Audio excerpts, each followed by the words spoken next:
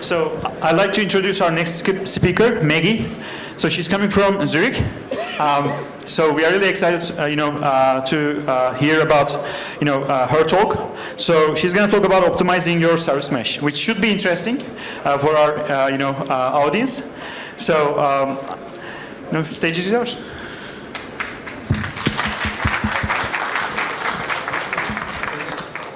Thanks. Hopefully everybody can hear me. Hi everyone, and welcome to today's talk about optimizing your service mesh with Istio Sidecar. A little bit about myself. My name is Maggie, and I'm a site reliability engineer. Some areas of my focus are autoscaling and optimization and automation of cluster and service configuration. I am part of the SRE team at GetYourGuide. GetYourGuide is a two-sided marketplace for travel activities and experiences. So if you're looking to do any travel in Istanbul or elsewhere, make sure to check us out. And and our website gets roughly 2.5 million users every day, just so you have an idea of our scope. And a fun fact, in this photo, I am standing on top of ice on a frozen lake, which is not completely unlike the feeling I have right now starting this talk. So what we're going to be talking about today are roughly two topics. Firstly, we're going to be talking about Istio Mesh and some of its scalability constraints and how to solve them. And in the second half, we're going to cover a bit more of a general topic of running cluster-wide rollouts, especially when we are collaborating with developers on such rollouts. So let's get started. We're starting with a Kubernetes cluster and an Istio service mesh. Istio gives us a lot of functionality that we can use, from routing to authentication, authorization, observability, security features, rate limiting. There's a lot of features we can use with Istio, which we do, but today we're going to be focusing on the topic of service discovery. And to go a little bit in depth, we're going to look at a simple example. In our cluster, we have two services, a search service and a catalog service. In the search service, we have a pod running with the container running our application that our developers wrote, and a similar setup in the catalog service where we have a similar pod. As I said, today we're talking about Istio Service Mesh. So alongside our application containers, we're also running sidecar containers called Istio Proxy. These containers contain cluster-wide networking configuration, and they proxy all of the requests coming to and from our application. Let's have a look at what happens when our search application wants to get some data from our catalog application. So we have a request coming from within the application that is proxied by the Istio Proxy container. From this, we actually reach the Istio Proxy container of the catalog application, and from here, we reach the catalog application. The way back is the same. So this is a simple base case. What happens when our catalog application starts a new pod? Maybe we have some autoscaling event kick in. At this point in time, our search application doesn't know about this pod. It doesn't know how to talk to it, since our configuration in the Istio Proxy container has not been updated. And this is where the topic of service discovery kicks in, and we're going to look at a Istio component, central component called Istio D. Istio D takes care of a couple of things within our service mesh, but for our talk, we need to know that it handles service discovery. When we have a new pod starting up, we get useful information about this pod to Istio D. You can think of it as an IP address at the simplest case. Once Istio D has this updated configuration, it pushes it to our search service. So now our Istio Proxy container of our search application knows about both pods of the catalog application, and we can happily send requests to this new pod as well. So this is a very simple use case of Istio Service Mesh and service discovery, which we'll be using for today's talk. As I said, our search application gets updates about our catalog application, which is very good because we want to talk to this application, we want to know what are the up-to-date IP addresses, etc. However, in the current cluster state, we also get updates about something like the location application, image application, inventory application. Istio D is pushing the cluster-wide configuration to our Istio proxy container, actually to all the applications in the cluster. And it's doing this regardless if our application actually ever needs to make any requests to this. So obviously, we have a massive configuration. Most of it we actually don't need. And what's worse, that this configuration is growing with our cluster, and also the whole cluster needs to be updated, which is causing some issues. As the configuration grows and the number of our services grows, we're going to start experiencing lag on these updates. That means that between our search application finding out about the new pod, there could be a few seconds between which we cannot make requests to this new pod. In the worst case scenario, we're actually be causing errors in our networking mesh. Yes, networking can sometimes be the problem. So in the case, if our search application pod actually went down, we could try send requests to it, and these requests would fail. So obviously, we want to avoid this because we want to build a scalable and also reliable platform. And finally, we're spending money where we don't have to spend money. We are spending a lot on cross-availability zone traffic, and also the resource usage of our service mesh. It's much larger than it has to be. We need to use maybe 1 or 2% of this configuration, as most of our services talk to only a few others and not the whole hundreds or thousands that we might be running in our cluster. So in the ideal state, what would happen is that the central Istio D component would only push updates to our search application for the application that it needs to talk to, such as the catalog application. If we do this for all of our application in the cluster, we'll be in a much better state. And as the title of this talk might have spoiled, we can use something called the sidecar for this. So what is the sidecar? Is it a cute little dog, or since we're in Istanbul, a cat, driving along us on a bike? Probably not much help. Or can we use sidecar containers to help us solve this problem? Probably also not. What we can use is a maybe somewhat unfortunately named resource called the sidecar, which is coming from the Istio API. And this resource is a configuration layer on top of our sidecar containers. One of the specifications that we can declare in this resource are exactly the egress, outgoing host names of the services that we need to talk to. So for our search application, we could apply a similar resource where we would add the host name of the catalog service in the catalog namespace, and at this point, Istio D, the central component, will only push updates for this one application. It won't tell us about anything else. If we wanted to cheat a little bit, we could also utilize wildcards, where with this syntax, we could get updates for all of the services within the catalog namespace. However, as this whole talk is talking about scalability constraints and problems that we encounter if we're being not explicit enough, we try to be as explicit as possible and not use wildcards. So far, so good. So with this, I can take a quick break, and we can move on to the next part of the presentation, where we're going to be talking about a bit less of a technical topic on cluster-wide rollouts and applying these changes to all of our services.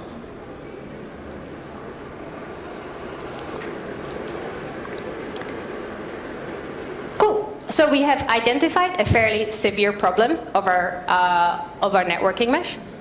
We have also found a fairly simple and good solution. However, what is left to do is that we need to figure out for each service what are the hosts that we need to add to this configuration. This list is extremely critical, as leaving out a host name from this list will actually block the traffic that the service might attempt to these host names. It will basically not exist for this service. So we need to make sure that this list is exact and 100% correct. A fair bit of a difficult problem at this point. And as engineers, obviously, we ask ourselves, is this something we can automate? And the answer is yes and no. We can use observability data coming from Istio on source and destination hosts. However, to fully capture all of the edge cases, we would have to look at all of our networking configuration and potentially also the code of our services, which for us was out of scope for this project. So what we decided to do instead was collaborate with our developers on the rollout of this functionality to their services. This made sense since the developers actually know which services their application needs to talk to, and also it provided a very nice learning opportunity for them to get a little bit closer to the networking configuration of their services. And to get a little bit deeper into what this collaboration looked like, we're going to take a quick, we're going to embark on a quick developer journey. So for the next few minutes, we're going to be an application developer, rewrite backend or front-end code. And in our day-to-day work, we don't really come too close to objects such as the sidecar. We don't really work with Istio too much, or Kubernetes. We don't even care too much about which services our application is talking to, or which host names is using to do this. And one day, we stumble upon a funnily named email in our inbox that is instructing us to book a pairing session with our SRE team, and it's also providing us some extra documentation and clear timelines on by which we have to do certain tasks. So we say, okay, this sounds interesting. I'm quite fond of our SRE team. Let's do this. So we book a pairing session. In this pairing session, we have an SRE engineer, in our case, take us through a runbook that they have prepared. So we're presented with a document that is telling us how we can actually apply this configuration to our services, how to monitor it, etc. And the engineer runs this runbook with us for one of our services. We ask any follow-up questions we might have about Istio or Kubernetes, since we're quite interested. And after this session, only half an hour, we're able to confidently apply this configuration to the rest of our services. Along the way, we have some extra support provided. We have automated monitoring for when our changes would cause issues to our services. And we also have observability on our progress. So we have a dashboard where we can check for our team how many sidecars have we rolled out, how many services do we still have left. What we can also look at is the progress of other teams. Have other teams completed it? Are we going to be the first one to be fully in the green? So we can be a little bit competitive. And with this, we finished the rollout on time, and we're very happy that we have learned something, and our service is now much more lightweight in its networking configuration. With this, we can end the developer journey and have a look at the results of this collaboration. So in total, we rolled out this configuration to over 300 services with no disruptions. Where this becomes important is that applying these changes is a fairly high-risk operation. As I said, having the wrong list of hosts can literally cause actual traffic being blocked. And this is even more impressive since we delegated this high-risk work to our developers who might not have all of the networking or cluster context to do these changes on their own. We have completely got rid of our lag on our networking configuration within our cluster, and our cluster basically now is converging at an instant speed. Which also means that we have pretty much gotten rid of all of the related errors that we were experiencing before in our mesh. And finally, we have also seen cost reduction and in numbers, more than 60% reduction in the memory and compute resources of the Istio proxy sidecar containers. Where this is really important is that, as I mentioned in the beginning, these containers run alongside every application in our cluster. So this is a really nice side effect win. So what we end up with is a much more scalable and reliable networking configuration.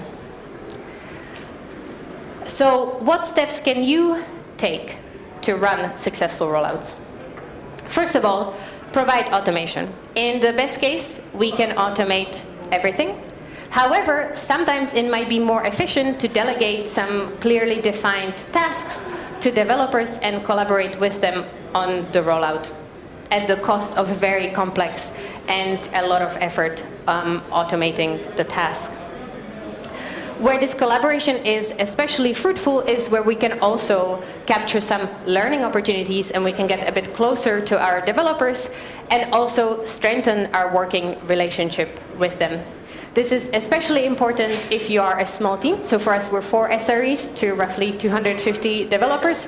Having a very well-working collaboration and relationship with our developers means that we can roll these projects out and we can have a lot of impact on our cluster that otherwise would take us months, whereas this only took a few weeks. Clear communication might seem obvious, but sending simple and frequent updates with clearly defined timelines can actually get you further than you might think.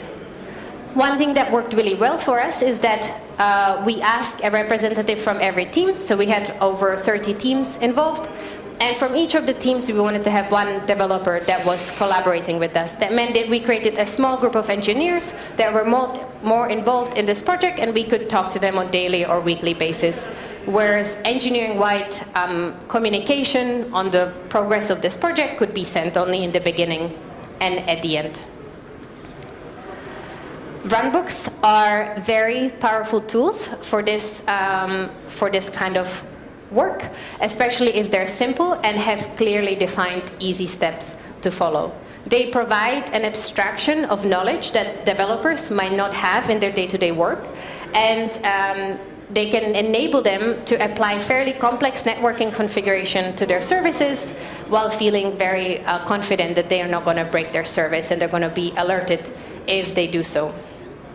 One note here is that if you're writing a runbook for an audience that you might not know so well, it's really important to get feedback on your runbook and continuously improve it. What you write as your runbook, as you think this is super clear, nobody could misunderstand, I'm fairly certain that people might, understand things differently. Doing pairing sessions where you kind of go through this runbook with the developers who will be collaborating with you on the project worked very well for us. It's not just about building great tools, but also making sure that people know how to use these tools effectively. And finally, have an automated observability layer for your project. That means both for the functionality that you're adding to the cluster, making sure that your changes do not have negative effect on the system health of your cluster, but also on the progress of your project. This progress dashboard that we had was really crucial for us to kind of handle this herding of cats for over 300 services and over 30 teams. It was really great to just have a quick overview of which teams are still need to do some work, which services are not rolled out yet, etc. So provide both sides of the observability.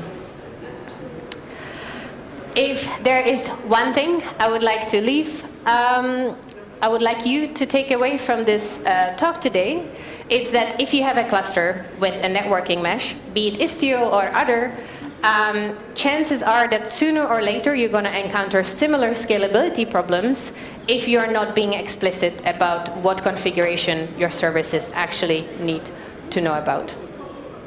As your cluster grows, this problem and the solution will also be growing. As you might have realized, the update growth is actually exponential. With the more services you have, the more updates you need to send, but also the configuration size is growing. So it's a really severe issue. Your cluster might even reach a size where you can no longer undertake this project, and you have to kind of really suffer the pain of not having done this earlier. So do it as soon as possible. For us, this was a realization that we had where we really wish we have done this when we created our cluster. It would take us a few hours and then we would be done. In this case, we had to spend a few months adding this, and now we're very happy with the status of our service mesh. But we could have had it from the get-go at basically no cost. So what I will leave you with today is a small piece of ancient SRE wisdom. The best time to declare your egress host was on cluster creation. The second best time is now. And that's it for me.